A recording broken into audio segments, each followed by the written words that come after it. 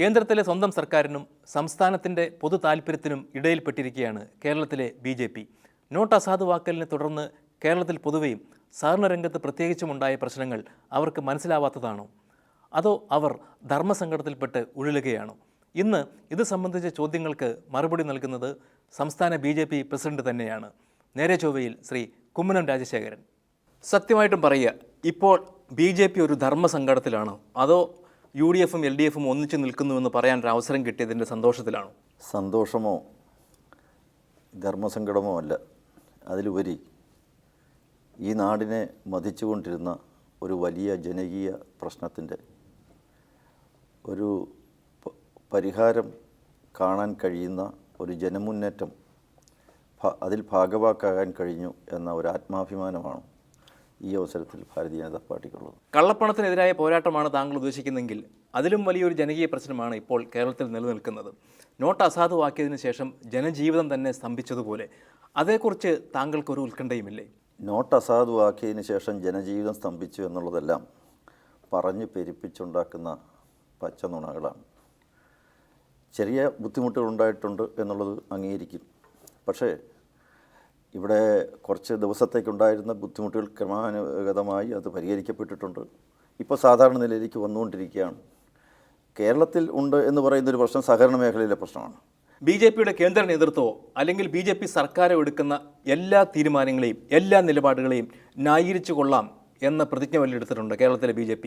അങ്ങനെ ഒരു പ്രതിജ്ഞയും എടുത്തതുകൊണ്ടല്ല, ഒരു വിഷയത്തിൻ്റെ ശരിയും തെറ്റും നോക്കിയാണ് അതിനോടെടുക്കേണ്ട സമീപനം. പ്രത്യേകിച്ച് കേരളത്തിൽ ഒരു നിലപാടെടുക്കുമ്പോൾ കേരളത്തിൻ്റെ സാഹചര്യം കൂടി പരിഗണിച്ചുകൊണ്ടാണ് എടുക്കുന്നത്. പിന്നെ ഒരു ദേശീയ രാഷ്ട്രീയ പാർട്ടി എന്നുള്ള നിലയ്ക്ക് ആ പാർട്ടിക്ക് ചില വ്യക്തമായ നയങ്ങളും ദൗത്യവും ഒക്കെ ഈ കേരള രാഷ്ട്രീയത്തിലും ദേശീയ രാഷ്ട്രീയത്തിലും ഉണ്ട്. കേരളത്തിൻ്റെ താല്പര്യങ്ങൾ കൂടി പരിഗണിച്ചാണെങ്കിൽ കേരളത്തിലെ രണ്ട് മുന്നണികളും ഒറ്റക്കെട്ടായി പ്രധാനമന്ത്രിയെ കാണാൻ സമയം ചോദിച്ചപ്പോൾ അത് തരാതിരുന്നതിന് എന്ത് ന്യായീകരണമാണുള്ളത്? ഈ വിഷയത്തിൽ സംസാരിക്കാൻ ഉത്തരവാദിത്തപ്പെടുത്തിയിരിക്കുന്നത്, അധികാരപ്പെടുത്തിയിരിക്കുന്നത് കേന്ദ്രത്തിൽ ധനകാര്യ വകുപ്പ് മന്ത്രിയാണ്, അരുൺ ജെയ്റ്റ്ലിയാണ്. അതുകൊണ്ട് തന്നെയാണല്ലോ ഭാരതീയ ജനതാ പാർട്ടിയുടെ അഖില ഭാരതീയ അധ്യക്ഷൻ അമിത്ഷാ പോയി ഈ വിഷയം തന്നെ സംസാരിച്ചത് ധനകാര്യ വകുപ്പ് മന്ത്രിയുടെയാണ്. മാത്രവുമല്ല, പ്രധാനമന്ത്രിയോട് ഈ കാര്യം പറഞ്ഞപ്പോൾ പ്രധാനമന്ത്രി തന്നെ പറഞ്ഞത് ധനകാര്യ വകുപ്പ് മന്ത്രിയാണ് ചുമതലപ്പെടുത്തിയിരിക്കുന്നത്, നിങ്ങൾ സംസാരിക്കൂ. ഒരിക്കലും സംസാരിക്കില്ല എന്നൊന്നും പറഞ്ഞിട്ടില്ല. ഇത് കാര്യങ്ങൾ നിങ്ങൾ സംസാരിക്കൂ. ധനകാര്യ വകുപ്പ് മന്ത്രിയോടൊപ്പം തന്നെ സാമ്പത്തിക കാര്യങ്ങൾ നോക്കുന്ന വിദഗ്ധന്മാരുണ്ടാവും, ധനകാര്യ സെക്രട്ടറി ഉണ്ടാകും, RBIയുടെ ഗവർണർ ഉണ്ടാകും. അങ്ങനെ ഇതിനെ ചുമതലപ്പെടുത്തിയിരിക്കുന്ന ആൾക്കാരുണ്ട്, അവരുമായിട്ട് നിങ്ങൾ സംസാരിക്കൂ എന്നല്ലേ പറഞ്ഞിട്ടുള്ളൂ. കേരളത്തിലെ സഹകരണ മേഖലയുടെ നിലനിൽപ്പ് തന്നെ അപകടത്തിലാവുന്ന ഒരു സന്ദർഭത്തിൽ പ്രധാനമന്ത്രിയെ കാണണമെന്ന് മുഖ്യമന്ത്രിയും പ്രതിപക്ഷ നേതാവും എല്ലാം ചേർന്ന് ആവശ്യപ്പെടുമ്പോൾ 5 മിനിറ്റെങ്കിൽ 5 മിനിറ്റ് അതിന് കൊടുക്കുകയല്ലേ വേണ്ടത്, അല്ലാതെ ധനമന്ത്രിയെ കാണണമെന്ന് പറയുകയാണ് വേണ്ടത്. ധനകാര്യ വകുപ്പ് മന്ത്രിയാണ് ഈ വക കാര്യങ്ങൾക്ക് ചർച്ച ചെയ്യാനും തീരുമാനങ്ങൾ കൈക്കൊള്ളാനും ഒക്കെ ചുമതലപ്പെടുത്തിയിരിക്കുന്നു. വളരെ ഉത്തരവാദിത്വം ഈ കാര്യത്തിൽ വഹിക്കുന്ന ഒരാളാണ് ധനകാര്യ വകുപ്പ് മന്ത്രി. പ്രധാനമന്ത്രിക്ക് തന്നെ ധനമന്ത്രിയെ ചുമതലപ്പെടുത്താൻ, ഇവരെ കണ്ടതിന് ശേഷം, ഇവരെ ആശ്വസിപ്പിച്ചതിന് ശേഷം ഒരു ആശ്വാസമെങ്കിലും പറയാനുള്ളൊരു ബാധ്യത പ്രധാനമന്ത്രിക്ക് ഉണ്ടായിരുന്നില്ല. അദ്ദേഹമല്ലേ ഇത് പ്രഖ്യാപിച്ചത്? അദ്ദേഹം ഒരിക്കലും കാണുകയില്ല എന്നൊന്നും പറഞ്ഞിട്ടില്ലല്ലോ. ഈ വിഷയത്തിൽ ഈ നോട്ട് പിൻവലിക്കലിനെ തുടർന്നുണ്ടായിരിക്കുന്ന സംഭവവികാസങ്ങളെക്കുറിച്ചൊക്കെ ചർച്ച ചെയ്യാൻ ഒരാളെ ചുമതലപ്പെടുത്തിയിട്ടുണ്ട്. ഓരോ മന്ത്രിമാർക്കും ഓരോ ചുമതലകളുണ്ട്. അപ്പോൾ ഈ വിഷയത്തിൽ ചുമതലപ്പെടുത്തിയിരിക്കുന്ന ധനകാര്യ വകുപ്പ് മന്ത്രിയാണ്. പ്രധാനമന്ത്രി സമയം തന്നില്ല എന്നതുകൊണ്ട് അതൊരു വൈകാരിക പ്രശ്നമാക്കി മാറ്റാൻ സർക്കാരിന് കഴിഞ്ഞു. അതുകൊണ്ടാണ് ഇപ്പോൾ ഹർത്താൽ വരെ പ്രഖ്യാപിച്ചിരിക്കുന്നത്. കേന്ദ്രത്തിനെതിരെ ഒരു സമരം കേരളത്തിലെ ആളുകളുടെ വികാരം മനസ്സിലാക്കുന്നില്ല എന്ന നിലയിൽ അതിന് അവസരം കൊടുക്കേണ്ടിയിരുന്നു. ഇപ്പോൾ കേരളത്തിലെ ഈ പ്രശ്നത്തിൽ അവർക്ക് ആത്മാർത്ഥതയുണ്ടെങ്കിൽ ഈ പ്രശ്നത്തിന് പരിഹാരം കാണുകയല്ലേ ആവശ്യം. പരിഹാരം കാണാൻ ആരുമായി സംസാരിക്കാൻ ആണോ അവസരം കിട്ടുന്നത്, ആ അവസരം ഉപയോഗപ്പെടുത്തുകയല്ലേ വേണ്ടത്. കേരളത്തിലെ ജനങ്ങളോട് പ്രതിബദ്ധത ഉണ്ടെങ്കിൽ ഈ കേരളത്തിലെ മുഖ്യമന്ത്രിയും സർവകക്ഷി നേതാക്കന്മാരും ചെയ്യേണ്ടത് കിട്ടിയ ഒരു അവസരത്തിൽ ആ അവസരം പ്രയോജനപ്പെടുത്തിയിട്ടുണ്ട് കേരളത്തിലെ ജനങ്ങൾക്ക് വേണ്ടി വാദിക്കുകയാണ് വേണ്ടത്. അവിടെ പരാജയപ്പെട്ടെങ്കിലല്ലേ പിന്നെ മറ്റൊരു മാർഗ്ഗത്തെപ്പറ്റി ചിന്തിക്കേണ്ടതായിട്ടുള്ളൂ. അതുതന്നെയാണല്ലോ മറ്റു മുഖ്യമന്ത്രിമാരും ചെയ്തിരിക്കുന്നത്. BJP-യുടെ കേരള ഘടകത്തിന് കേരളത്തിന് വേണ്ടി വാദിക്കാനുള്ള ഉത്തരവാദിത്വമൊന്നുമില്ലേ? ഉണ്ടല്ലോ. അതുകൊണ്ടല്ലേ കേന്ദ്രത്തിൽ പോയത്. കേന്ദ്രത്തിൽ പോവുകയും ധനകാര്യ വകുപ്പ് മന്ത്രിയുമായിട്ട് സംസാരിക്കുകയും ചെയ്തതാണല്ലോ. ഇവിടുത്തെ പ്രശ്നങ്ങളെല്ലാം അദ്ദേഹവുമായിട്ട് സംസാരിച്ചു. അദ്ദേഹത്തോടൊപ്പം തന്നെ ധനകാര്യ സെക്രട്ടറിയെ കണ്ടിട്ടുണ്ട്, പലരെയും കണ്ടിട്ടുണ്ട്. കേരളത്തിലെ ഏറ്റവും വലിയ പ്രശ്നമാണ് ഇപ്പോൾ സഹകരണ മേഖല നേരിടുന്നത്. അത് പക്ഷേ അവിടെ മുഴുവൻ കള്ളപ്പണമാണ് എന്ന് പറഞ്ഞ് പൂർണ്ണമായും കേന്ദ്രത്തിനോടൊപ്പം നിൽക്കുകയല്ലേ ഇവിടുത്തെ BJP ചെയ്യുന്നത്? ഇവിടെ കേരളത്തിലെ സഹകരണ മേഖല മുഴുവൻ കള്ളപ്പണമാണെന്ന് ആരും പറഞ്ഞിട്ടില്ല. ഞാൻ പറഞ്ഞിട്ടില്ല, BJP പറഞ്ഞിട്ടില്ല, മറ്റാരെങ്കിലും പറഞ്ഞിട്ടുണ്ടോ എന്ന് എനിക്കറിയില്ല. ഇവിടത്തെ പ്രശ്നം കേന്ദ്ര ധനകാര്യ വകുപ്പ് മന്ത്രിയോടും പറഞ്ഞ ഒരേ ഒരു കാര്യമാണ്, ഇവിടെ ജെനുവിൻ ഇൻവെസ്റ്റേഴ്സ് ഉണ്ട്. അതായത് ശരിയായ രീതിയിൽ കാര്യങ്ങൾ ഈ സഹകരണ മേഖലയിൽ നിക്ഷേപം നടത്തിയിരിക്കുന്ന സാധാരണക്കാരുണ്ട്. അങ്ങനെ നിരവധി ആളുകളുണ്ട്. അവരുടെ താല്പര്യങ്ങൾ പരിരക്ഷിക്കണം. പിന്നെ മറ്റ് രീതിയിൽ കള്ളപ്പണം എവിടെയായിരുന്നാലും, സഹകരണ മേഖലയിലായിരുന്നാലും എവിടെയായിരുന്നാലും അതിനെതിരെ നടപടി സ്വീകരിക്കാൻ നിയമമുണ്ട്. നടപടി സ്വീകരിക്കുക തന്നെ വേണം. അതിന് കള്ളപ്പണം, സഹകരണ മേഖലയിലെ കള്ളപ്പണം മാത്രം കള്ളപ്പണം, ബാക്കിയുള്ള കള്ളപ്പണം അല്ലാതെ സഹകരണ ബാങ്കിൽ നിക്ഷേപം ഉള്ളവർ അവരുടെ ആവശ്യങ്ങൾ നടത്താൻ കഷ്ടപ്പെടുകയാണ്. അപ്പോൾ കള്ളപ്പണത്തിൻ്റെ പേരിലാണ് ഇതിങ്ങനെ വന്നത് എന്ന നിലപാടല്ല BJP എടുത്തിരിക്കുന്നത്. അല്ല, അത് മുഴുവൻ കള്ളപ്പണമാണെന്ന് പറഞ്ഞതുകൊണ്ടല്ല. സഹകരണ മേഖലയിലെ ധന ഇടപാടുകൾ വ്യവസ്ഥാപിതമാകണം. നമ്മുടെ നാട്ടിൽ പണം ഇടപാടുകൾ സംബന്ധിച്ച് ഒട്ടേറെ വ്യവസ്ഥകളുണ്ട്, കീഴ്വഴക്കങ്ങളുണ്ട്. അതിന് അനുസരിച്ച് സഹകരണ മേഖലയെ കുറേ കൂടെ കൂടുതൽ സുതാര്യമാക്കുകയും വ്യവസ്ഥാപിതമാക്കുകയും സുശക്തമാക്കുകയും വേണം. അതിന് കിട്ടിയിരിക്കുന്ന ഒരു അവസരമായിട്ട് എന്തുകൊണ്ട് കേരളത്തിൻ്റെ മുഖ്യമന്ത്രിക്ക് അതിനെ കണക്കെടുത്തുകൂടാ? ഇപ്പോൾ KYC വന്നോട്ടെ, പാൻ കാർഡ് നിർബന്ധമാക്കിക്കോട്ടെ, TDS പിടിച്ചോട്ടെ, അത്തരം കാര്യങ്ങളെല്ലാം കൊണ്ടുവരാനുള്ള ഒരു അവസരമാക്കി വിനിയോഗിച്ചാൽ പൂർണ്ണമായും സഹകരണ മേഖലയെ താങ്കൾ പിന്താങ്ങുമോ? സഹകരണ മേഖലയിൽ അത്തരത്തിൽ വ്യവസ്ഥാപിതമായ രീതിയിലാക്കുകയാണ് വേണ്ടത്. നിക്ഷേപകരുടെ താല്പര്യം പരിരക്ഷിക്കണമെന്നാണ് ആഗ്രഹമെങ്കിൽ തീർച്ചയായിട്ടും കേരള ഗവൺമെൻറ് വളരെ വ്യക്തമായി കേന്ദ്രത്തോട് ഈ അവസരത്തിൽ പറഞ്ഞാൽ മതി, ഞങ്ങൾ വ്യവസ്ഥാപിതമായിട്ട് ഇത് നടത്തിക്കൊണ്ടുപോകാൻ തയ്യാറാണ് എന്ന് പറഞ്ഞാൽ പ്രശ്നം തീർന്നു. ഒരുപക്ഷെ കേന്ദ്രത്തെക്കാൾ കൂടുതൽ കേരളത്തിലെ പ്രശ്നങ്ങൾ നിങ്ങൾക്കറിയാം. എന്തുകൊണ്ട് അവരോട് പറഞ്ഞു കൊടുത്തില്ല? കേരളത്തിലെ സഹകരണ പ്രസ്ഥാനം വളരെ വ്യത്യസ്തമാണ്. ഇത്രയും 127 ലക്ഷം കോടി രൂപയുടെ നിക്ഷേപമുണ്ട്. സാധാരണക്കാരെ ഒരുപാട് ബാധിക്കുന്ന പ്രശ്നമാണ്. ഒരു പരിഗണന നൽകണമെന്ന്. തീർച്ചയായിട്ടും പരിഗണന നൽകാൻ തയ്യാറാണ്. ഈ കാര്യത്തെപ്പറ്റി സംസാരിച്ച് ഒരു രമ്യമായ ഒരു പരിഹാരത്തിൽ എത്താൻ കേന്ദ്ര ധനകാര്യ വകുപ്പ് മന്ത്രി തയ്യാറാണ്. അദ്ദേഹവുമായിട്ട് ഞങ്ങൾ സംസാരിച്ചതാണ്. അദ്ദേഹത്തിന് ഈ കാര്യത്തിൽ അങ്ങേയറ്റത്തെ അനുഭാവപൂർവമായ സമീപനമാണുള്ളത്, ക്രിയാത്മകമായ സമീപനമാണുള്ളത്. പക്ഷേ അങ്ങനെ ക്രിയാത്മകമായ ഒരു സമീപനം ഇവിടുത്തെ BJP എടുത്തുവെന്ന് ഇവിടുത്തെ ജനങ്ങൾ വിശ്വസിക്കുന്നില്ല. കാരണം ആദ്യം മുതൽ BJP പൂർണ്ണമായും പ്രധാനമന്ത്രിയെയും സർക്കാരിനെയും ന്യായീകരിക്കുന്ന ഒരു സമീപനമാണ് സ്വീകരിച്ചത്. ഇവിടുത്തെ ആളുകളോട് എന്തൊരു സഹതാപം പോലും ഉണ്ടെന്ന് തോന്നിയില്ല. ഇതിൻ്റെ എല്ലാം പഴി വലിച്ചു വെക്കുന്നത് പോലെയാണ് ചില പ്രസ്താവനകൾ താങ്കൾ തന്നെ നടത്തിയത്. ശരിയല്ലേ? ഞാൻ അങ്ങനെ ഒരു പ്രസ്താവനയൊന്നും നടത്തിയിട്ടില്ല. ഇവിടുത്തെ സഹകരണ മേഖലയെ ശക്തിപ്പെടുത്തണം, പുഷ്ടിപ്പെടുത്തണം. അത് സുതാര്യമായ ഇടപാടുകളിലൂടെ ഇവിടുത്തെ നിക്ഷേപകരുടെ താല്പര്യങ്ങൾ പരിരക്ഷിക്കണമെന്നാണ് പറഞ്ഞിരിക്കുന്നത്. നോട്ട് അസാധുവാക്കലിന് ശേഷം ആദ്യം ചില പ്രസ്താവനകൾ താങ്കളുടെ ഭാഗത്തുനിന്നുണ്ടായി. ഒന്ന്, ആഡംബരമാണ് അല്ലെങ്കിൽ ദൂർത്താണ്, അതുകൊണ്ടാണ് കേരള സമൂഹത്തിൽ ഇത്രയും ബുദ്ധിമുട്ടുകൾ ഉണ്ടാവുന്നത്. പിന്നെ താങ്കൾ പറഞ്ഞു ഇവിടെ കൂടുതൽ ആളുകൾ 85% ആളുകൾ ഉപയോഗിക്കുന്നത് 100 രൂപയുടെ നോട്ടാണ്, അല്ലാതെ 500-ൻ്റെയും 1000-ൻ്റെയും അല്ല എന്ന്. 86% മൂല്യമാണ് 500-ൻ്റെയും 1000-ൻ്റെയും നോട്ടുകൾക്കുള്ളത്.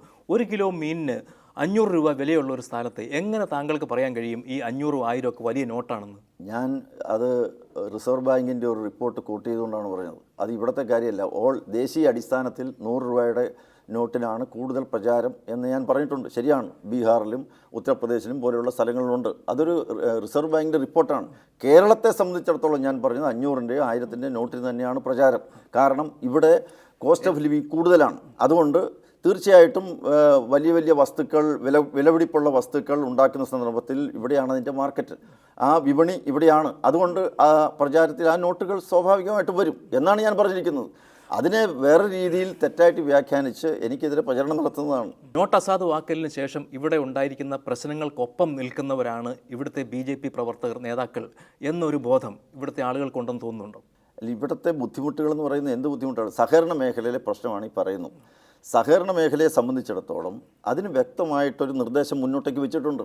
ആ നിർദ്ദേശം എന്ന് പറയുന്നത് കേരളത്തിൻ്റെ മുഖ്യമന്ത്രി വിചാരിച്ചാൽ, ഭരണകക്ഷികൾ വിചാരിച്ചാൽ വെറും 5 മിനിറ്റ് കൊണ്ട് പരിഹരിക്കാവുന്ന പ്രശ്നമേ ഉള്ളൂ. ഒരു ഈഗോ പ്രശ്നമാക്കണ്ട. BJPയുടെ ഇവിടുത്തെ നേതാക്കൾക്ക് തന്നെ പറഞ്ഞ്, അരുൺ ജെയ്റ്റ്ലിയോടോ പ്രധാനമന്ത്രിയോടോ പറഞ്ഞ് ഇവിടുത്തെ സഹകരണ പ്രസ്ഥാനങ്ങൾക്ക് ആശ്വാസം നൽകിക്കൂടെ? അതാണല്ലോ ഇന്നലെ ധനകാര്യ വകുപ്പ് മന്ത്രിയോട് പറഞ്ഞത്. അദ്ദേഹം അതിന് തയ്യാറാണ്. ഇവിടുത്തെ ജെനുവിൻ ഇൻവെസ്റ്റേഴ്സ് എന്തുകൊണ്ട് പ്രഖ്യാപിക്കുന്നില്ല? അത് പറഞ്ഞല്ലോ, കൊടുത്ത നിവേദനത്തിൻ്റെ കോപ്പി ഉണ്ടല്ലോ, കാണിക്കാമല്ലോ. അത് പക്ഷേ ഉത്തരവാദിത്തപ്പെട്ടവരോട് വേണ്ട സംസാരിച്ചതിന് ഒത്തുതീർപ്പിലെത്താൻ. ഉത്തരവാദിത്തപ്പെട്ടവർ പറഞ്ഞാൽ മാത്രമേ നടപടി ഉണ്ടാവൂ എന്നുണ്ടോ? ഉണ്ട്. കേരളത്തിൻ്റെ മുഖ്യമന്ത്രി വരുന്നു, കാണാൻ വരുന്നു എന്ന് പറഞ്ഞു കഴിഞ്ഞാൽ അവരെ വെയിറ്റ് ചെയ്യുന്നുണ്ട്. അവർ ചർച്ച ചെയ്ത് ഇനിയിപ്പോൾ ഇവരാരും വന്ന് ചർച്ച ചെയ്യുന്നില്ലെങ്കിൽ മുഖ്യമന്ത്രിക്കും ഇവിടുത്തെ കോൺഗ്രസ് നേതാക്കൾക്കും സർവകക്ഷി നേതാക്കൾക്കും ആർക്കും വരാൻ സമയമില്ലെങ്കിൽ, അവർക്ക് മനസ്സില്ലെങ്കിൽ അവരവരുടേതായിട്ടുള്ള രീതി എല്ലാവരുമായിട്ടും ചർച്ച ചെയ്താൽ പ്രശ്നത്തിന് പരിഹാരം ഉണ്ടാക്കും എന്ന് ഞാൻ ഉറച്ചു വിശ്വസിക്കുകയാണ്. പരിഹാരം ഉണ്ടാകുമെന്ന് തന്നെയാണ് താങ്കൾ? തീർച്ചയായിട്ടും അതെ, എനിക്കതിൽ ആത്മവിശ്വാസമുണ്ട്. നോട്ട് അസാധുവാക്കൽ തീരുമാനം വന്നതിന് ശേഷം ജനങ്ങളുടെ ബുദ്ധിമുട്ട് പലതരത്തിൽ ശ്രദ്ധയിൽപ്പെടുത്തിയിട്ടുണ്ട്, സർക്കാരിൻ്റെയും രാഷ്ട്രീയ നേതാക്കളുടെയും ഒക്കെ. അവരൊക്കെ രാജ്യസ്നേഹമില്ലാത്തവരാണ് എന്ന് താങ്കൾ എപ്പോഴും കരുതിയിട്ടുണ്ടോ? അവരൊക്കെ രാജ്യസ്നേഹമുള്ളവരാണ്. ഈ ബുദ്ധിമുട്ട് സഹിക്കുന്നവർക്ക് ആർക്കും ഒരു പ്രശ്നമില്ല. അതുകൊണ്ടാണല്ലോ ആ സർവേയിൽ 93% ആളുകളും കേന്ദ്ര ഗവൺമെൻറ്റിൻ്റെ നടപടിയെ പിന്തുണച്ചിട്ടുണ്ട്.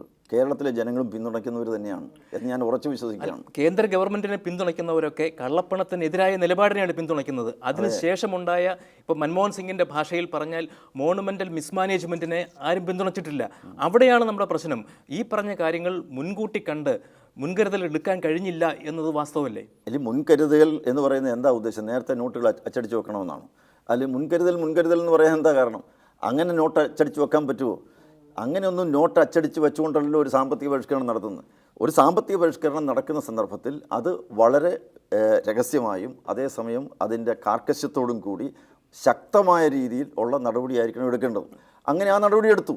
അപ്പോൾ തന്നെ പ്രഖ്യാപിക്കുമ്പോൾ തന്നെ ചില ബുദ്ധിമുട്ടുകൾ ഉണ്ടാകും എന്ന് പറഞ്ഞിട്ടുണ്ട്. ആ ബുദ്ധിമുട്ടുകൾ ഓരോ ദിവസം ചെല്ലുന്നവരും കുറഞ്ഞു വരികയാണ്. പക്ഷേ ആ ബുദ്ധിമുട്ടുകളെല്ലാം മുന്നിൽ കണ്ടിരുന്നുവെങ്കിൽ ഓരോ ദിവസവും അഡ്വോക്കിസം പോലെ ഇതിന് ഓരോന്നിൻ്റെയും തീയതി നീട്ടി കൊടുക്കുക, അല്ലെങ്കിൽ ടോൾ ഇത്ര ദിവസത്തേക്ക് ഇല്ല എന്ന് പറയുക, വീണ്ടും നീട്ടുക, അടുത്ത ദിവസം രൂപ വരുമെന്ന് പറയുക, റീകാലിബ്രേഷൻ നടത്താത്തതിൻ്റെ പ്രശ്നമാണെന്ന് പറയുക, അതിൻ്റെ ഒന്നും ആവശ്യം വരില്ലായിരുന്നു. നോട്ട് പിൻവലിക്കൽ 500 രൂപ 1000 രൂപയുള്ള നോട്ട് പിൻവലിക്കൽ എന്ന് പറയുന്ന ഒരു സ്ഥിരം പദ്ധതിയോ നടപടിയോ അല്ലല്ലോ. ഇത് ഈ ഭാരതത്തിൽ ആദ്യമായിട്ട് സംഭവിക്കുന്ന ഒരു കാര്യമാണ്. ഇത്രയധികം ശക്തമായ ഒരു നടപടി സ്വീകരിക്കുക, അതിനായിട്ടുള്ള പ്രായോഗികമായിട്ടുള്ള ചില കാര്യങ്ങൾ നേരിട്ട് ബോധ്യപ്പെട്ട് അപ്പോൾ സ്വീകരിക്കേണ്ട നടപടികളാണ്. അങ്ങനെയുള്ള നടപടികളാണ് സ്വീകരിച്ചു വരുന്നത്. ഞാൻ തന്നെ അധ്വാനിച്ചുണ്ടാക്കിയ എൻ്റെ പണം കിട്ടാൻ വേണ്ടി ഞാൻ പോയി ക്യൂവിൽ നിൽക്കുകയാണ്. അപ്പോൾ അങ്ങനെ ഒരു അവസ്ഥ വരുമ്പോൾ തീർച്ചയായിട്ടും അതിലൊരു വൈകാരികത ഉണ്ട് എന്ന് മനസ്സിലാക്കേണ്ടേ? ഞാൻ അധ്വാനിച്ചുണ്ടാക്കിയ പണം ഞാൻ എടുക്കാൻ വേണ്ടി അല്പസമയം പോയി ക്യൂ നിൽക്കുന്നത്, എന്നെ സംബന്ധിച്ചിടത്തോളം ഞാൻ നാടിനു വേണ്ടിയാണ് ക്യൂ നിൽക്കുന്നത്. നാട്ടിലൊരു വലിയ സാമ്പത്തിക പരിഷ്കരണം നടക്കുമ്പോൾ ഈ ഭാരതത്തെ മുഴുവൻ ഗ്രസിച്ചിരുന്ന തകർത്തിരുന്ന കള്ളപ്പണ ലോബികൾക്കെതിരെ ശക്തമായൊരു നടപടി സ്വീകരിക്കുന്ന സന്ദർഭത്തിൽ സ്വാഭാവികമായി സംഭവിക്കുന്ന ചില ബുദ്ധിമുട്ടുകളാണ്. ആ ബുദ്ധിമുട്ടുകൾ ഈ നാട്ടിലെ ജനങ്ങൾ ഏറ്റെടുക്കാൻ തയ്യാറാണ്.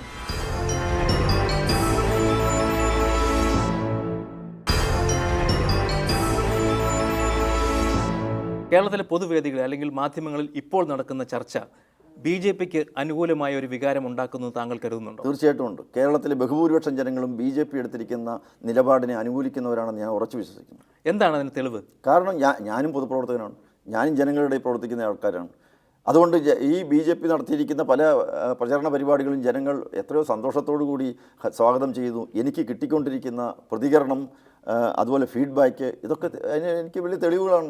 താങ്കൾ പറയുന്നു ജനങ്ങൾ ഈ തീരുമാനത്തെ അംഗീകരിച്ചു, അവരുടെ പ്രശ്നങ്ങൾ പോലും കാര്യമാക്കുന്നില്ല എന്ന്. അങ്ങനെയെങ്കിൽ അവർ ഏറ്റവും ഇഷ്ടപ്പെടുന്ന ആരാധിക്കുന്ന മോഹൻലാലിനെ പോലൊരു നടൻ ഇതേക്കുറിച്ചൊരു കമൻറ്റ് പറഞ്ഞപ്പോൾ ഒരുപാട് വിമർശനങ്ങൾ വന്നത് എന്തുകൊണ്ടാണ്? വിമർശിക്കാൻ എല്ലാവർക്കും സ്വാതന്ത്ര്യമുണ്ടല്ലോ. ആരെങ്കിലും വിമർശിച്ചു എന്ന് പറഞ്ഞാൽ മോഹൻലാൽ തെറ്റ് ചെയ്തു എന്ന് അർത്ഥമുണ്ട്. മോഹൻലാൽ എത്രയോ മഹാത്മാക്കൾ, അല്ലെങ്കിൽ ഇപ്പോൾ അമിതാഭ് ബച്ചനെ പോലെ ഷാരൂഖ് ഖാനെ പോലെ എത്രയോ ആളുകൾ, വേണ്ട നമ്മുടെ രാഷ്ട്രപതി, അദ്ദേഹം ധനകാര്യ വകുപ്പ് മന്ത്രിയായിരുന്നയാളാണ്. അദ്ദേഹം അനുകൂലിച്ച് വളരെ ശക്തമായിട്ട് രംഗത്ത് വന്നില്ലേ? അപ്പോൾ അവരൊക്കെ മണ്ടന്മാരും അവരൊക്കെ കുളരുതാത്തവരും എന്നൊക്കെ വിമർശിക്കാനും ഒക്കെ ഇവിടെ സ്വാതന്ത്ര്യം പലവർക്കും ഉണ്ട്. അവർ ചെയ്തോട്ടെ. പക്ഷേ ഉറച്ച തീരുമാനം, ഇവരാരും BJPക്കാരല്ലല്ലോ, ഇവർ പോലും ഈ ഒരു തീരുമാനം എടുക്കാൻ തക്ക വിധത്തിൽ രംഗത്ത് വന്നുവെങ്കിൽ അത് എടുത്ത നടപടിയുടെ സാധൂകരണമാണ്. ഇപ്പോൾ സിനിമ കാണാനോ മദ്യം വാങ്ങാനോ അല്ലെങ്കിൽ അമ്പലത്തിലോ പള്ളിയിലോ പ്രവേശിക്കാനോ ക്യൂ നിൽക്കുന്നത് പോലെയല്ല. ഞാൻ അധ്വാനിച്ചുണ്ടാക്കിയ പണം എനിക്ക് തന്നെ കിട്ടാൻ ഞാൻ മണിക്കൂറുകളോളം ക്യൂ നിൽക്കുക എന്ന് പറയുന്നത് രണ്ടും രണ്ട് വികാരമാണ്. അത് മനസ്സിലാക്കേണ്ടേ? അത് ശരിയാണ്. ഞാനിപ്പോൾ ഇന്ന് എയറോഡ്രോമിൽ നിന്നാണ് വരുന്നത്. ഞാനും എത്ര സമയം ക്യൂ നിന്നാണ്. ഞാൻ പൈസ മുടക്കി ടിക്കറ്റ് എടുത്തതാണ്. ഞാനും ക്യൂ നിൽക്കുന്നു. ഞാൻ പൈസ മുടക്കിയതല്ലേ, എൻ്റെ പൈസയാണ് ഞാൻ മുടക്കി. ഞാൻ അധ്വാനിച്ചുണ്ടാക്കിയ പൈസയാണ് മുടക്കിയത്. ഞാൻ ടിക്കറ്റ് പിടിച്ചുകൊണ്ട് നിൽക്കുകയാണ്. എനിക്കിങ്ങനെ ക്യൂ നിൽക്കേണ്ടി വരുന്നത് എന്താണെന്ന് ചോദിച്ചാൽ പണ്ട് പ്രിവി പേഴ്സ് നടപ്പിലാക്കിയിട്ടുണ്ട്, അല്ലെങ്കിൽ ബാങ്ക് ദേശസാൽക്കരിച്ചിട്ടുണ്ട്. പക്ഷേ ഇത് എൻ്റെ സ്വന്തം പണം ദേശസാൽക്കരിച്ചതുപോലെയാണ്. ആയിക്കോട്ടെ, ഒരു ATM പ്രദേശത്തേക്കോ ബാങ്കിലേക്കോ എല്ലാവരും കൂടി ഒരുമിച്ച് ചെല്ലുമ്പോൾ അവിടെ ഒരുപക്ഷെ നമുക്ക് ക്യൂ നിൽക്കേണ്ടി വരും. ഞാൻ റെയിൽവേ സ്റ്റേഷനിൽ ചെന്ന് കഴിഞ്ഞാലും എനിക്ക് ക്യൂ നിൽക്കേണ്ടി വരും. എൻ്റെ പൈസ മുടക്കി ഞാൻ ടിക്കറ്റ് എടുത്തതെന്ന് പറഞ്ഞ കാര്യമുണ്ടോ? എന്നെ ട്രെയിനിൽ കയറ്റാത്തത് എന്താണെന്ന് ചോദിച്ചാൽ ആ ട്രെയിനിന് ആ വാതിൽ കൂടി കയറാൻ പറ്റുന്ന ആൾക്കാർ കൂടുതലുണ്ടെങ്കിൽ അവിടെ കയറാൻ സ്വപ്പം ബുദ്ധിമുട്ട് വരും, ക്യൂ നിൽക്കേണ്ടി വരും. ഇതൊക്കെ സ്വാഭാവികമല്ലേ? ഇതൊക്കെ വെച്ചുകൊണ്ട് മോഹൻലാൽ ഉന്നയിച്ച ഒരു കാര്യത്തെക്കുറിച്ച് മോഹൻലാലിനെ വിമർശിക്കുന്നത് എന്തർത്ഥമുള്ളത്? മാധ്യമങ്ങളായാലും പ്രതിപക്ഷമായാലും സാധാരണക്കാരായാലും പ്രശ്നങ്ങൾ പറയുമ്പോൾ പ്രധാനമന്ത്രി പൊതുവേദിയിൽ കയറി നിന്ന് എന്നെ തൂക്കിലേറ്റിക്കൊള്ളൂ, അല്ലെങ്കിൽ ഞാൻ രാജ്യത്തിന് വേണ്ടി എൻ്റെ വീടും കുടുംബവും ഗ്രാമവും ഒക്കെ ഉപേക്ഷിച്ച ആളാണ് എന്നൊക്കെ പറയുന്നത് യുക്തിയെ വികാരം കൊണ്ട് നേരിടുന്നത് പോലെയാണ്. അതാണോ പരിഹാരമാർഗം? അദ്ദേഹം ഉള്ളിൻ്റെ ഉള്ളിൽ ഹൃദയാന്തരാളത്തിൽ നിന്ന് വരുന്ന വാക്കുകളാണ്. അദ്ദേഹത്തെ വളഞ്ഞിട്ട് ആക്രമിക്കുന്ന സന്ദർഭത്തിൽ, പ്രതിപക്ഷ കക്ഷികളിൽ പലരും ചേർന്ന് നിശിതമായിട്ട് വിമർശിക്കുന്ന സന്ദർഭത്തിൽ, ഈ പ്രതിപക്ഷ കക്ഷികൾ രാഷ്ട്രത്തിൻ്റെ നന്മയ്ക്ക് വേണ്ടിയാണ് ഇത്രയും ശക്തമായൊരു നടപടി സ്വീകരിക്കുന്നതെന്നെങ്കിലും പറയാനുള്ള ഒരു സാമാന്യ മര്യാദ കാണിക്കാത്തപ്പോൾ അദ്ദേഹത്തിന് അത് വേദനയുണ്ടായി. അദ്ദേഹം അതിനെ പ്രകടിപ്പിച്ചതാണ്. അദ്ദേഹത്തിൻ്റെ ദുഃഖം പ്രകടിപ്പിക്കുന്നു. അതിലെന്താ തെറ്റം? അദ്ദേഹത്തിൻ്റെ ഉദ്ദേശശുദ്ധിയെ ആരും ചോദ്യം ചെയ്തിട്ടില്ല, രാഷ്ട്രത്തിന് വേണ്ടിയല്ല എന്നാരും പറഞ്ഞിട്ടില്ല. പക്ഷേ ഈ ബുദ്ധിമുട്ടുകൾ ആരാണ് പരിഹരിച്ചു കൊടുക്കേണ്ടത്? രാഷ്ട്രത്തിന് എതിരായിട്ടുള്ള തീരുമാനമാണ് ഇതെന്ന് എത്രയോ പ്രതിപക്ഷ നേതാക്കന്മാർ പറഞ്ഞു. ഈ തീരുമാനത്തോട് ഞാൻ എല്ലാ പ്രതിപക്ഷ കക്ഷികളും കുറ്റം പറയുന്നില്ല. ഇപ്പോഴും മോഡി സർക്കാരിനെതിരെ പ്രചണ്ഡമായ പ്രചരണം നടത്തിക്കൊണ്ടിരിക്കുന്നവർ പലരും അന്നും ഇന്നും സ്വീകരിച്ചിരിക്കുന്ന ഒരേ നിലപാടാണ്, അത് മോഡിക്കെതിരായിട്ടുള്ള നിലപാടാണ്. അതേസമയം മോഡിയെ വിമർശിച്ചുകൊണ്ടിരുന്ന നിരവധി ആളുകൾ ഇപ്പോൾ മോഡിയെ അനുകൂലിക്കുന്നുണ്ട്. മോഡിയുടെ നടപടി ശരിയാണെന്ന് പറയുന്ന മുഖ്യമന്ത്രിമാരുണ്ട്, പ്രതിപക്ഷത്താണ് അവർ. പക്ഷേ അവർ സത്യം എന്താണെന്നുള്ളത് മനസ്സിലാക്കി അതിൻ്റെ ധാർമ്മിക വശം മനസ്സിലാക്കിക്കൊണ്ട് തന്നെ മോഡിക്ക് പിന്തുണ നൽകുന്നുണ്ട്. കള്ളപ്പണത്തിൻ്റെ കാര്യത്തിൽ തന്നെ BJP സർക്കാർ വാഗ്ദാനം ചെയ്തതെല്ലാം പാലിച്ചു എന്ന് താങ്കൾക്ക് തോന്നുന്നുണ്ടോ? ഇപ്പോൾ സ്വിസ് ബാങ്കിൽ വലിയ നിക്ഷേപമുണ്ടെന്നും അവരെല്ലാം പുറത്തു കൊണ്ടുവരുമെന്നുമാണ് മോദി നേരത്തെ പറഞ്ഞിരുന്നത്. ഒന്നും സംഭവിച്ചില്ല. സുപ്രീം കോടതി ചോദിച്ചിട്ട് പോലും ഇവിടുത്തെ കള്ളപ്പണക്കാരുടെ ലിസ്റ്റ് അദ്ദേഹം കൊടുക്കാൻ കഴിഞ്ഞില്ല. അപ്പോൾ ഇതൊക്കെ ഇരട്ടത്താപ്പല്ലേ? സ്വിസ് ബാങ്കിലെ നിക്ഷേപം സംബന്ധിച്ചുള്ള കണക്കുകൾ വെളിപ്പെടുത്തണമെന്ന് സ്വിസ് ബാങ്കിൻ്റെ അധികൃതരോടും അവിടുത്തെ രാഷ്ട്രത്തിൻ്റെ അധിപന്മാരോടും ഗവൺമെൻറ് ഔദ്യോഗികമായി പല പ്രാവശ്യം ആവശ്യപ്പെട്ടതാണ്, സമ്മർദ്ദം ചെലുത്തിയിട്ടുണ്ട്. പക്ഷേ ഈ ആരോപണം ഉന്നയിക്കുന്ന ആൾക്കാർ ഒരു കാര്യം മനസ്സിലാക്കണം, അവിടുത്തെ ബാങ്ക് അധികൃതർ സ്വയം തന്നെ പറഞ്ഞിരിക്കുന്നു, ഈ 3, 4, 5 മാസങ്ങൾ കഴിഞ്ഞു കഴിഞ്ഞാൽ ഇത് എല്ലാവർക്കും അറിയാൻ തക്ക വിധത്തിൽ അഡ്രസ്സും അവരുടെ വിവരങ്ങളും തുകയുടെ വിവരങ്ങളും എല്ലാം ഞങ്ങൾ പ്രസിദ്ധീകരിക്കുന്നതാണെന്ന് പറഞ്ഞു കഴിഞ്ഞിരിക്കുന്നു. BJP കുറച്ചു കാലമായിട്ട് ഇവിടെ ഉയർത്തിയ ഒരു ആരോപണമുണ്ട്, കണ്ടെയ്നറിൽ VS അച്യുതാനന്ദൻ സർക്കാരിൻ്റെ സമയത്ത് നോട്ട് കൊണ്ടുവന്നുവെന്നും അത് അന്വേഷിക്കണമെന്നും. തോമസ് ഐസക്കിനോട് ഞാൻ ചോദിച്ചപ്പോൾ അദ്ദേഹം പറഞ്ഞു, CBI BJPയുടെ കയ്യിലുണ്ടല്ലോ, സർക്കാരുണ്ടല്ലോ, കറൻസിയൊക്കെ കേന്ദ്രത്തിൻ്റെ നിയന്ത്രണത്തിൽ വരുന്ന കാര്യമാണ്, എന്തുകൊണ്ട് അന്വേഷിക്കുന്നില്ല, കണ്ടുപിടിക്കട്ടെ. ആ വെല്ലുവിളി നിങ്ങൾ ഏറ്റെടുക്കുന്നുണ്ടോ? തീർച്ചയായിട്ടും ഏറ്റെടുക്കുന്നുണ്ട്. കേന്ദ്രത്തോട് ശക്തമായിട്ട് ആവശ്യപ്പെട്ടിട്ടുണ്ട്. ഇന്നലെ പോയപ്പോഴും ഈ കാര്യം ആവശ്യപ്പെട്ടിട്ടുണ്ട്. പക്ഷേ ഒരു കാര്യം, മുഖ്യമന്ത്രിയുടെ ആഫീസിൽ അതിനെ സംബന്ധിച്ചുള്ള ഫയലുകളുണ്ട്. അത് ഉണ്ട് എന്ന് പറഞ്ഞതാരാണ്? അന്ന് മുഖ്യമന്ത്രിയായിരുന്ന VS അച്യുതാനന്ദൻ്റെ PA ആയിട്ടിരുന്ന ആളാണ്, വളരെ വിശ്വസ്തനായി അടുത്തുണ്ടായിരുന്ന ആളാണ്. അദ്ദേഹമാണ് പറഞ്ഞത് ഈ കപ്പലിൽ ഈ കള്ളനോട്ടുകൾ എത്തിയെന്ന്. അദ്ദേഹം ആരോ പറഞ്ഞത് കേട്ടത് ഒരു പോസ്റ്റ് ഇട്ടതേ ഉള്ളൂ എന്ന് പറഞ്ഞത് പിൻവലിച്ചിരുന്നു. താങ്കൾ ശ്രദ്ധിച്ചോ എന്ന് എനിക്കറിയില്ല. ഇട്ടതിന് ശേഷമല്ല പിൻവലിച്ചത്, ഇട്ടു എന്നേ ഞാൻ പറഞ്ഞിട്ടുള്ളൂ. ഇട്ടത് എന്തുകൊണ്ടാണ്, എന്തിൻ്റെ അടിസ്ഥാനത്തിലാണ്? അതൊന്ന്. രണ്ടാമത്തെ കാര്യം, അത് സംബന്ധിച്ചുള്ള FIR പരിശോധിക്കട്ടെ, എല്ലാ കാര്യങ്ങളും പരിശോധിക്കട്ടെ. അല്ലെങ്കിൽ പറയട്ടെ, ഈ മുഖ്യമന്ത്രിയുടെ ആഫീസിൽ ഇത് സംബന്ധിച്ചുള്ള യാതൊരു ഫയലും ഇല്ല എന്നുള്ളത് പറയട്ടെ. FIR ഇടാൻ അങ്ങനെ ഒരു കേസ് ഉണ്ടായിട്ടുണ്ടോ? ഇല്ലല്ലോ. ഉണ്ടല്ലോ, അതേ സംബന്ധിച്ച് അന്വേഷണം നടത്തിയിട്ടുണ്ടല്ലോ. അത് സംബന്ധിച്ചുള്ള രേഖകൾ പുറത്തു വിടട്ടെ, അപ്പോൾ അറിയാമല്ലോ. ഞാൻ പറയുന്ന ഈ ഇവിടുത്തെ ഒരു കള്ളനോട്ട് വഹിച്ചുകൊണ്ട് ഇവിടെ ഒരു കണ്ടെയ്നർ എത്തിക്കഴിഞ്ഞാൽ ഈ കേരള ഗവൺമെൻറ്റിന് ഒരു ബാധ്യതയില്ലെന്നാണ് പറയുന്നത്. ഇവിടെ അവർക്ക് യാതൊരു ബന്ധവുമില്ല എന്നാണ് പറയുന്നത്. ഉണ്ടല്ലോ, അവർക്കും ചില കാര്യങ്ങൾ ചെയ്യാനുണ്ടല്ലോ. ഇപ്പം BJPയുടെ ഒരു ആരോപണം മാത്രമല്ല അതെങ്കിൽ എന്തുകൊണ്ട് BJPക്ക് മുൻകൈ എടുത്തത് അന്വേഷിച്ചുകൂടാ എന്നാണ് തോമസ് ഐസക്കും ചോദിക്കുന്നത്. അന്വേഷിക്കും. കേന്ദ്രത്തിന്റെ നിയന്ത്രണത്തിൽ വരുന്നതാണ് കറൻസിയൊക്കെ. തീർച്ചയായിട്ടും അത് അന്വേഷിക്കാൻ ആവശ്യമായിട്ടുള്ള കാര്യങ്ങൾക്ക് വേണ്ടി കേന്ദ്രത്തിൽ സമ്മർദ്ദം ചെലുത്തും. കേരള BJP അത് തീരുമാനിച്ചിട്ടുള്ള കാര്യമാണ്. അത് വെറുതെ വിടാൻ ഉദ്ദേശിക്കുന്ന കാര്യമല്ല. CBI ഉപയോഗിക്കുമോ? ഞങ്ങൾ അതല്ല തീരുമാനിക്കേണ്ടത്. ഞാൻ ഒരു സംസ്ഥാനത്തിൻ്റെ പ്രസിഡൻ്റാണ്, എനിക്ക് അഭ്യർത്ഥിക്കാൻ മാത്രമേ പറ്റുള്ളൂ. അത് CBI ആണോ മറ്റെന്തെങ്കിലും എൻഫോഴ്സ്മെൻറ്റ് ഡിപ്പാർട്ട്മെൻറ്റാണോ ആരാണ് ചെയ്യേണ്ടതെന്നുള്ള അവർ തീരുമാനിക്കട്ടെ. ഫേസ്ബുക്കിൽ താങ്കളുടെ ഒരു പരാമർശം ഉണ്ടായിരുന്നു, കള്ളപ്പണ വേട്ടയിൽ പരിഭ്രാന്തനായ ഒരു രാഷ്ട്രീയ നേതാവ് താങ്കളുടെ രക്തത്തിന് വേണ്ടി ദാഹിക്കുകയാണ്. ആരാണ് ആ രാഷ്ട്രീയ നേതാവ്? ആ രാഷ്ട്രീയ നേതാവ് ആര് എന്ന് വെളിപ്പെടുത്തേണ്ട സന്ദർഭമാകുമ്പോൾ ഞാൻ വെളിപ്പെടുത്തും. ഇപ്പം വെളിപ്പെടുത്താൻ പറ്റാത്തതുകൊണ്ടല്ലേ പേരെഴുതാത്തത്. വെളിപ്പെടുത്തുന്നത് ശരിയല്ലാത്തതുകൊണ്ടാണ്. കാരണം ധാരാളം ഭീഷണികളും ഒക്കെ പലയിടങ്ങളിൽ നിന്നും വന്നുകൊണ്ടിരിക്കുന്നു. കള്ളപ്പണത്തിനെതിരെ പ്രവർത്തിക്കുന്നതുകൊണ്ടാണ്, തീവ്രവാദത്തിനെതിരെ പ്രവർത്തിക്കുന്നതുകൊണ്ടാണ്. ഇങ്ങനെ പല കോണുകളിൽ നിന്നും പല വിധത്തിലുള്ള ഭീഷണികളും ഒക്കെ ഉയർന്നുകൊണ്ടിരിക്കുകയാണ്. പലരും രക്തത്തിന് വേണ്ടി ദാഹിക്കുന്നുണ്ട് എന്നെനിക്ക് വളരെ നന്നായിട്ടറിയാം. അത് സർക്കാരിൻ്റെ ശ്രദ്ധയിൽപ്പെടുത്തിയിട്ടുള്ള കാര്യമാണ്. താങ്കൾ ഉദ്ദേശിച്ചത് പിണറായി വിജയനെയാണ് എന്ന് ചിലർ പറഞ്ഞു, ശരിയാണോ? ഓരോരുത്തർക്കും ഓരോ രീതിയിൽ വ്യാഖ്യാനിക്കാനുള്ള സ്വാതന്ത്ര്യം അവർക്കുണ്ട്. ഞാൻ പറയണമെന്നുണ്ടെങ്കിൽ ഉത്തരവാദിത്തപൂർവ്വമായിരിക്കും ഞാൻ പറയുന്നത്. അല്ല, വ്യക്തിപരമായി ആർക്കെങ്കിലും താങ്കളോട് വൈരാഗ്യമുള്ളതായി തോന്നുന്നുണ്ടോ? വ്യക്തിപരമായോ അല്ലാതെയോ ഒക്കെ നിരവധി ആളുകൾ എന്നെ വേട്ടയാടാൻ ശ്രമിച്ചുകൊണ്ടിരിക്കുന്നു, ഉപദ്രവിക്കാൻ ശ്രമിച്ചുകൊണ്ടിരിക്കുന്നു, ആക്രമിക്കാൻ ശ്രമിച്ചുകൊണ്ടിരിക്കുന്നു എന്ന് പറഞ്ഞിട്ടുള്ളത് കേരള പോലീസാണ് എൻ്റെ അടുക്ക്. എന്തിനാണെന്ന് എനിക്കറിഞ്ഞൂടാ. താങ്കളുടെ പഴയകാല പ്രവർത്തികൾ അല്ലെങ്കിൽ നിലപാടുകൾ ഉദ്ദേശിച്ചാണോ പറയുന്നത്? ആണോ എന്ന് എനിക്കറിയില്ല. ഞാനതിന് കൂടുതലായിട്ട് അന്വേഷിക്കാനും പോയിട്ടില്ല. പോലീസ് തന്നെയാണ്, ഉത്തരവാദിത്തപ്പെട്ട പോലീസ് ഉദ്യോഗസ്ഥന്മാരാണ് എൻ്റെ അടുക്ക് പറയുന്നത്. പക്ഷെ അവരാരും എന്താ നടപടി സ്വീകരിക്കാത്ത? ഫസൽ വധക്കേസിൽ മൊഴി മാറ്റി RSSകാരാണ് അത് ചെയ്തത് എന്ന് മൊഴി വന്നു. തിരിച്ച് രാമഭദ്രൻ വധക്കേസിൽ CPMൻ്റെ ജില്ലാ കമ്മിറ്റി അംഗത്തെയും സെക്രട്ടേറിയറ്റ് അംഗത്തെയും അതുപോലെ മന്ത്രിയുടെ സ്റ്റാഫ് അംഗത്തെയും അറസ്റ്റ് ചെയ്തു. ഇതിലൊക്കെ രാഷ്ട്രീയത്തിൻ്റെ ഇടപെടലാണോ കാണേണ്ടത്? രാമഭദ്രൻ വധക്കേസിൽ CBI അങ്ങനെ ഇടപെട്ടോ ഇല്ലയോ എന്നുള്ളതിനെപ്പറ്റി കൂടുതൽ അന്വേഷണം നടത്തേണ്ടതാണ്. അവർ അന്വേഷിക്കുന്നു, അവർ കണ്ടെത്തുന്നു, അവർ അറസ്റ്റ് ചെയ്യുന്നു.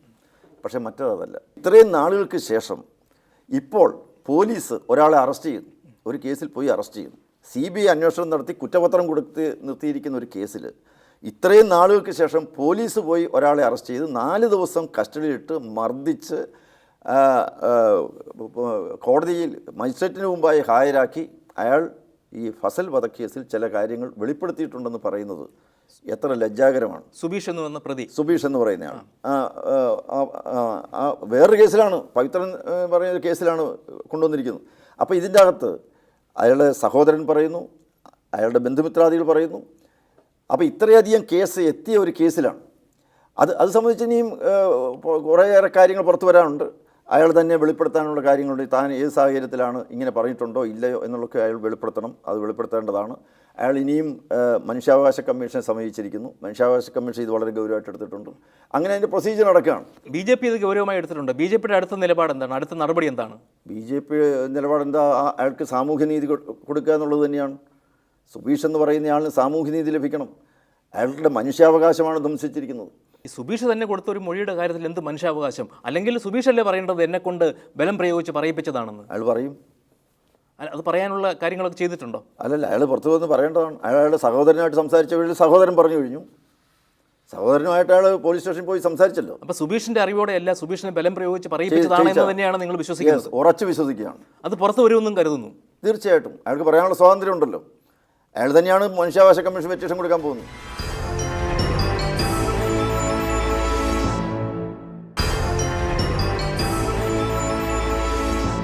കാത്തുകാത്തിരുന്ന് BJPക്ക് കേരളത്തിൽ ഒരു MLA ഉണ്ടായി. ആ MLA O രാജഗോപാൽ BJP ആഗ്രഹിക്കുന്ന വിധം നിയമസഭയിലും പുറത്തും പ്രവർത്തിക്കുന്നുണ്ടോ? അല്ല, BJP ആഗ്രഹിക്കുന്ന വിധം എന്ന് പറഞ്ഞാൽ BJP എങ്ങനെ ആഗ്രഹിക്കുന്നതെന്ന് ആർക്കറിയാം? BJP ആഗ്രഹിക്കുന്നത് വളരെ സജീവമായി ഇടപെടലുകൾ നടത്തണമെന്നായിരിക്കാം. BJPയിലെ തന്നെ ചില നേതാക്കൾ പറയുന്നുണ്ട് അദ്ദേഹം അത്ര സജീവമല്ല എന്ന്. അദ്ദേഹം മാന്യനായി പോയതുകൊണ്ടാണ് ഈ പ്രശ്നമെന്നും പറയുന്നവരുമുണ്ട്. അങ്ങനെയൊന്നുമില്ല. O രാജഗോപാൽ എന്ന MLA നിയമസഭയിൽ അന്തസ്സിനും അഭിമാനത്തിനും യോജിക്കുന്ന വിധത്തിൽ തന്നെ അദ്ദേഹം പെരുമാറുന്നുണ്ട്. അത് BJPയെ സംബന്ധിച്ചിടത്തോളം അക്കാര്യത്തിൽ ഒരു അഭിപ്രായ വ്യത്യാസം. ഇത്രയൊക്കെ മാന്യത വേണോ എന്ന് ചോദിക്കുന്ന യുവ നേതാക്കൾ BJPയുടെ നിരയിൽ തന്നെയുണ്ട്. അല്ല, അങ്ങനെ ഒരു പരാതി എനിക്ക് ഇതുവരെ കിട്ടിയിട്ടില്ല. പാർട്ടിയിൽ അങ്ങനെ ഒരു അഭിപ്രായ വ്യത്യാസം ആരും പ്രകടിപ്പിച്ചിട്ടില്ല. അങ്ങനെ ഒരു മിലിറ്റന്റ് ആറ്റിറ്റ്യൂഡ് വേണ്ട എന്നാണ് താങ്കൾ ഉപദേശിക്കുന്നത്?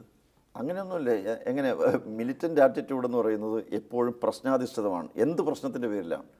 ഒരു പ്രശ്നം വരുന്ന സന്ദർഭത്തിൽ ആ പ്രശ്നത്തിൻ്റെ ആഴങ്ങളും അതിൻ്റെ പരപ്പും എല്ലാം കണ്ട് മനസ്സിലാക്കിയതിന് ശേഷം അതിനോട് എന്ത് നിലപാട് സ്വീകരിക്കണം തീരുമാനിക്കുന്നു. അപ്പോൾ അല്ലാതെ O രാജഗോപാൽ K സുരേന്ദ്രനാവണം എന്ന് താങ്കൾ പറയുന്നില്ല? ഈ സുരേന്ദ്രൻ സുരേന്ദ്രനാണ്. O രാജഗോപാൽ രാജഗോപാലാണ്. BJPയുടെ അനുഭാവമുള്ള ഒരു വിഭാഗം കേരളത്തിലുണ്ടായി എന്നത് വാസ്തവമാണ്. അത് വളർന്നു വരികയാണെന്ന് നിങ്ങൾ അവകാശപ്പെടുന്നുമുണ്ട്.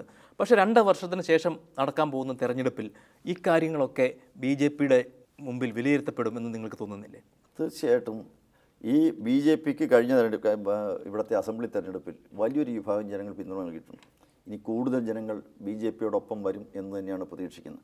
ഞാൻ ഒരു കാര്യം വളരെ വ്യക്തമായിട്ട് പറയാം. ഒരു മാറ്റം ഉണ്ടാകുന്ന സന്ദർഭത്തിൽ പ്രതിഷേധങ്ങൾ ചിലയിടത്തു നിന്നൊക്കെ ഉണ്ടാകും. കമ്പ്യൂട്ടർ മാറി വന്ന സന്ദർഭത്തിൽ മാർക്സിസ്റ്റുകാരെടുത്തു, കമ്മ്യൂണിസ്റ്റുകാരെടുത്തു. ഇവിടെ മറ്റേ കൊയ്ത്തന്ത്രം വന്നു, ട്രാക്ടർ വന്നു. ഇതൊക്കെ വന്നപ്പോഴും ശക്തമായിട്ട് എതിർത്തു. ഇങ്ങനെയുള്ള മാറ്റങ്ങൾ വരുന്ന സന്ദർഭത്തിൽ ഒരു പരിഷ്കരണം ഉണ്ടാകും. പ്രത്യേകിച്ച് സാമ്പത്തിക രംഗത്ത് ഒരു വലിയ പരിഷ്കരണം നടക്കുന്ന സന്ദർഭത്തിൽ ഇങ്ങനെയുള്ള എതിർപ്പുകൾ സ്വാഭാവികമാണ്. അതൊക്കെ മെല്ലെ മെല്ലെ കുറഞ്ഞു വന്നുകൊള്ളും. കാരണം അതിൻ്റെ ഗുണഫലങ്ങൾ ഇനി തീർച്ചയായിട്ടും അനുഭവിക്കാൻ പോകുന്നേ ഉള്ളൂ. സഹകരണ മേഖലയുമായി ബന്ധപ്പെട്ട് പ്രവർത്തിക്കുന്ന ഒരുപാട് ആളുകളുണ്ട്. അവർക്ക് BJPയോട് ഒരു വിരോധം തോന്നാനുള്ള ഒരു സാധ്യത താങ്കൾ കാണുന്നില്ലേ? ഒരു വിരോധവും ഇല്ല. അവരൊക്കെ സഹകരണ മേഖലയെ ആത്മാർത്ഥമായി സ്നേഹിക്കുന്നവരില്ല. അടുത്ത തെരഞ്ഞെടുപ്പ് വേളയിലും അത് പ്രകടമാകുമെന്ന് തന്നെ കരുതുന്നു. ആ അനുഭാവം അത് BJPക്ക് ശക്തി പകരും അടുത്ത തെരഞ്ഞെടുപ്പിൽ. നോട്ട് അസാധുവാക്കലിന് ശേഷമുണ്ടായ പ്രശ്നങ്ങൾ താമസിക്കാതെ പരിഹരിക്കപ്പെടും എന്ന് തന്നെ കരുതുക. അപ്പോഴും ഈ മുറിവുണങ്ങിയാലും ഇതിൻ്റെ വടു നിലനിൽക്കും എന്ന് പറയുന്നത് പോലെ ഈ പ്രശ്നം വീണ്ടും ചർച്ച ചെയ്യപ്പെടും. BJP എന്ത് നിലപാട് സ്വീകരിച്ചു എന്ന്. അത് മറികടക്കാൻ എന്ത് തന്ത്രമാണ് താങ്കളുടെ കയ്യിലുള്ളത്? ഞങ്ങൾ ജനങ്ങളുടെ ഇടയിലാണ്. ഇനി ഈ വിഷയം സംബന്ധിച്ച് ജനങ്ങളുമായി സംവദിക്കാനും ജനങ്ങളുടെ പ്രചരണം നടത്താനും തന്നെയാണ് ഞങ്ങൾ തീരുമാനിച്ചിരിക്കുന്നത്. 29-ാം തീയതി കേരള വ്യാപകമായി ഞങ്ങൾ പൊതുയോഗങ്ങളും പ്രചരണ പരിപാടികളും സംഘടിപ്പിക്കുകയാണ്. എല്ലാ സ്ഥലങ്ങളിലും ജനങ്ങൾ ഹാർദമായ സ്വീകരണമാണ് നൽകുന്നത്. ഈ വിഷയം പറയുന്ന സന്ദർഭത്തിൽ തന്നെ അവർ എത്രയോ വലിയൊരു പിന്തുണയാണ് നൽകുന്നത്. അങ്ങനെ പോകുമ്പോൾ ജനങ്ങളിൽ നിന്ന് തന്നെ നിങ്ങളെടുത്ത സമീപനത്തിൽ തിരുത്തേണ്ട ചിലതുണ്ടായിരുന്നുവെന്ന് ബോധ്യപ്പെട്ടാൽ അന്ന് തുറന്നു പറയുമോ? അത് സാങ്കല്പികമാണ്. സാങ്കല്പികമായ ഒരു കാര്യത്തിൽ ഞാൻ ഇങ്ങനെ ഉത്തരം പറയുന്നു. അല്ല, ഇപ്പോൾ ഒരുപക്ഷെ തെറ്റാർക്കും സംഭവിക്കാം, പാർട്ടിക്കാണെങ്കിലും നേതാക്കൾക്കായാലും. അത് തിരുത്തുക എന്ന് പറയുന്നത് മോശമായ ഒരു കാര്യവുമല്ല. അങ്ങനെ സമീപനത്തിൽ തെറ്റ് വന്നിട്ടുണ്ടെങ്കിൽ ജനങ്ങൾ പറയട്ടെ, ഞങ്ങൾ തിരുത്താം എന്ന് താങ്കൾക്ക് പറയാൻ കഴിയുമോ? അല്ല, തെറ്റെന്ന് ബോധ്യപ്പെടട്ടെ. അപ്പോൾ ഈ ചോദ്യം ചോദിച്ചാൽ ഞാൻ ഉത്തരം പറയാം. അപ്പോൾ ബോധ്യപ്പെടുമോ എന്ന് കാത്തിരുന്ന് കാണാം. വളരെ നന്ദി.